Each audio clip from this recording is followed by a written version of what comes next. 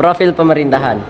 Masa Orde Lama dimulai sejak proklamasi kemerdekaan Indonesia pada tanggal 17 Agustus 1945 hingga peralihan ke pemerintahan Orde Baru di sekitar tahun 1966.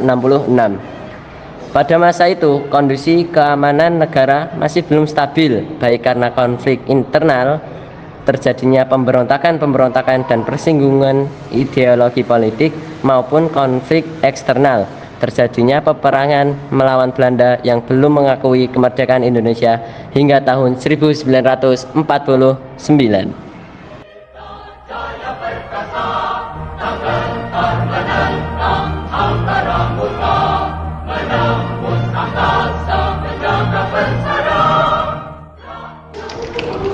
Pemerintah berupaya menata sistem perpolitikan negara dan meningkatkan kesadaran politik masyarakat.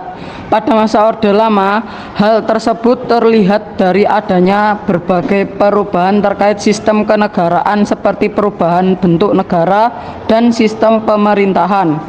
Pemerintahan Indonesia saat itu, Perdana Menteri adalah kepala kabinet yang membawahi para menteri sekaligus bertanggung jawab terhadap Presiden dan Dewan Perwakilan Rakyat atau DPR, sehingga nama kabinet seringkali dinamakan sesuai dengan nama Perdana Menteri yang memimpin kabinet tersebut.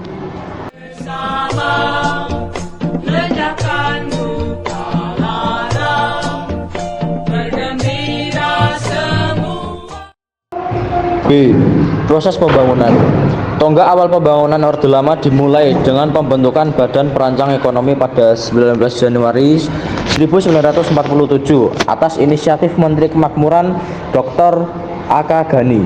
Badan ini bertugas menyusun rencana pembangunan ekonomi untuk jangka waktu 2-3 tahun selama 10 tahun ke depan. Panitia pemikir siasat ekonomi kemudian menghasilkan dokumen perencanaan pertama dalam sejarah pembangunan di Indonesia yang bernama Dasar-dasar pokok daripada plan mengatur ekonomi Indonesia. Selama proses pembangunan pada masa ini, pemerintah telah melaksanakan berbagai program dan kebijakan ekonomi, mulai dari perdagangan internasional, pengembangan pengusaha dalam negeri, hingga berbagai kebijakan fiskal atau keuangan negara. Siapa bilang Bapak dari Blitar, Bapak kita dari Prambanan?